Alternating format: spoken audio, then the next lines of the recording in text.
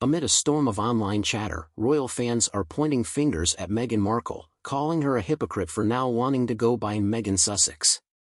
In a clip from her much-discussed 2021 Oprah interview, a tearful Meghan recalled how she nearly lost my name and felt a deep loss of identity. Can a single name hold so much power, and what secrets does it whisper about who we truly are?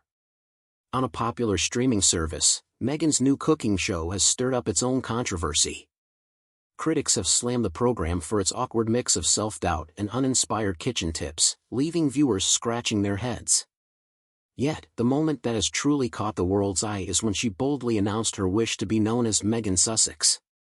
Is this just a fresh start or a carefully planned reinvention that hides a more complicated past? The turning point came during a tense, unscripted exchange. With a spark of irritation lighting her eyes, the Duchess of Sussex fired back at her longtime friend, actress Mindy Kaling, after Mindy casually used her maiden name. "You have kids and you say, 'No, I share my name with my children,'" Meghan said sharply, her voice a mix of hurt and fierce resolve. "I didn't know how special it would feel, but now it means everything. This is our family name, our little treasure." That stinging remark left the room in a hush, a pause heavy with unspoken meaning. What could be hidden behind those simple words? Caught off guard, Mindy fumbled, "Well, now I know and I love it," in a stutter that echoed the awkwardness of the moment. Every pause and falter added to the sense that this wasn't just a slip of the tongue but a signal of deeper emotions at work. Was this a genuine outburst or a carefully staged scene meant to remind us of lost pasts and newly claimed identities? Yet, it wasn't always like this. Earlier in her royal journey, Meghan hadn't shown the same level of concern over someone using the name Markle, even after joining the royal family. Rediscovered footage from her legendary 2021 interview with Oprah reveals a very different side, one where she was deeply moved by the significance of her own name. With tears glistening, she explained, "If that comes with risk of losing things, there is a lot that has been lost already. I've lost my father, I've lost a baby. I nearly lost my name. There's a loss of identity. I hope people see that there's another side, a life worth living." Those heart-worn words still echo, urging us to look beyond the surface. Over the past 4 years, royal watchers have noted a dramatic shift.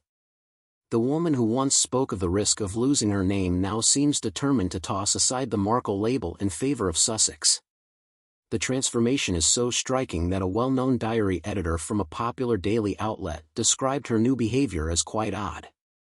Social media lit up with fans calling her a hypocrite. The question remains, why now, after all these years? Before the uproar reached its peak, a familiar face, Drew Barrymore, stepped in on her own show. With a smile that barely concealed the tension, Drew introduced the Duchess as Meghan Sussex. The clear, joyful declaration on live TV sent ripples through the public, leaving many to wonder, is this rebranding a true reflection of her heart, or simply a strategic move under the spotlight? Some experts believe that Meghan's choice to include the heated moment with Mindy in her final cut wasn't a mistake at all, it was a deliberate move to drive home her point. Unlike the light, playful banter that fills most of the show, this exchange stands out like a bright splash of color on a gray canvas. Its stark tone forces us to ask, could this singular moment be a window into a much larger story of loss and rebirth? Adding fuel to the fire, the Duchess's insistence on using her title as her surname has sparked lively debate among royal watchers. Many question why she would adopt Sussex as her family name, especially when the couple's ties to the actual county seem so faint. After all, they've officially visited the region just once, for a mere 6 hours during a quick tour in October 2018 that included stops in Brighton, Chichester, and Peacehaven. Is the name truly connected to the land, or is it more a symbol than a history? Despite this debate, the royal family has long played by its own rules. Although royals with HRH titles don't need a daily use surname, Buckingham Palace has always maintained that the official family name is Mountbatten-Windsor, a name that appears on the birth certificates of both Prince Archie and Princess Lilibet. This tradition goes back to 1960, when Queen Elizabeth and the Duke of Edinburgh decided their direct descendants should stand apart from the rest of the family, all while keeping the historic name of the royal house, Windsor, which had been adopted back in 1917 after King George V anglicized a much older German name. Isn't it strange how a name can tie together generations? It was later decided by the Privy Council that the Queen's heirs would add a hyphenated Mountbatten to honor Prince Philip's own surname, a name he took on when he became a naturalized Briton in 1947. This careful blend of history and personal choice shows that names can be both a tribute and a reinvention. And as we listen, we must wonder, what do these layers of history mean for today's identity crisis? Surprisingly, Meghan's new stance isn't entirely out of step with royal traditions. In fact, many members of the royal family, and even the wider peerage, often use their titles as a kind of shorthand surname. Take Prince Harry, for example. During his school days and even while serving in the military, he was known as Harry Wales, a nod to his father, King Charles, then known as the Prince of Wales. This long-standing practice is nothing new in royal circles. Prince William followed a similar path, and his children have continued that tradition. Even Princess Beatrice and Princess Eugenie, before they married, went by the surname York, reflecting their father Prince Andrew's title as Duke of York. Meanwhile, the children of the Duke and Duchess of Edinburgh, though they are entitled to be called HRHs, chose to use Mountbatten Windsor. With such history in play, it hardly comes as a shock that Harry and Meghan would pick Sussex for their own use and for their children, Archie and Lilibet. Can tradition ever really be separated from personal choice? In an exclusive print interview meant to promote her new series, Meghan opened up to People magazine about the deep bond she feels with the Sussex name. "It's our shared name as a family, and I guess I hadn't really grasped how important it was until we had children," she confessed in gentle, honest tones. "I love that it's something Archie, Lily, H, and I all carry together. It means a lot to me." She even tied the name to her love story with Prince Harry, suggesting that Sussex is woven into their personal journey. This heartfelt admission leaves us wondering if a simple word can hold the magic of both love and legacy. Timing, too, plays a curious part in this unfolding drama. When Meghan told Oprah how painful it was to almost lose her name, little Archie was almost 2 years old, and she was expecting Lilibet.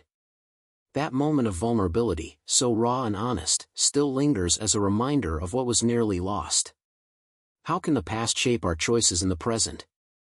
Wendy Bosbury Scott, editor of a respected guide on peerage, later explained to Rebecca English that while the official surname for the royal family is Mountbatten Windsor, it has been common practice for generations to use a title as a surname when possible.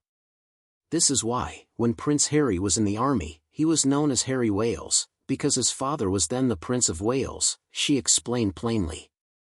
Her words remind us that sometimes a title is more than just a label, it's a living part of a family's story. Bosbury Scott went on to point out that now, with Harry as the Duke of Sussex, it fits perfectly for him to be called Harry Sussex and for Meghan to follow suit as Meghan Sussex. She drew a comparison to the Duke of Norfolk, who calls himself Edward Norfolk even though his last name is Howard. Furthermore, she noted that when a title is at play, children are often registered under both names, as was the case with Prince Archie in 2019. Who appears in official records under both Sussex and Mountbatten Windsor. With many examples like this, it seems the Sussex choice is far from unusual. But does following tradition mean giving up on personal identity? Joe Little, the managing editor of a well-known royal magazine, confirmed that this practice is nothing new, it has been a part of royal life for years. Though not strictly enforced by the rules from Buckingham Palace, there is a comfortable flexibility in how these names are used. This long-standing fluidity leaves us with one more question: in a world of strict protocols, where does personal preference fit in? So, why is Meghan now so eager to have Sussex engraved into her identity, insisting on it in every public moment, a sharp turn from the tearful confessions of years past? One noted diary editor, Richard Eden, believes he has the answer. According to a palace insider, Meghan's pointed insistence is nothing less than a warning shot, a message to the royal family that they should never even dream of stripping them of their titles.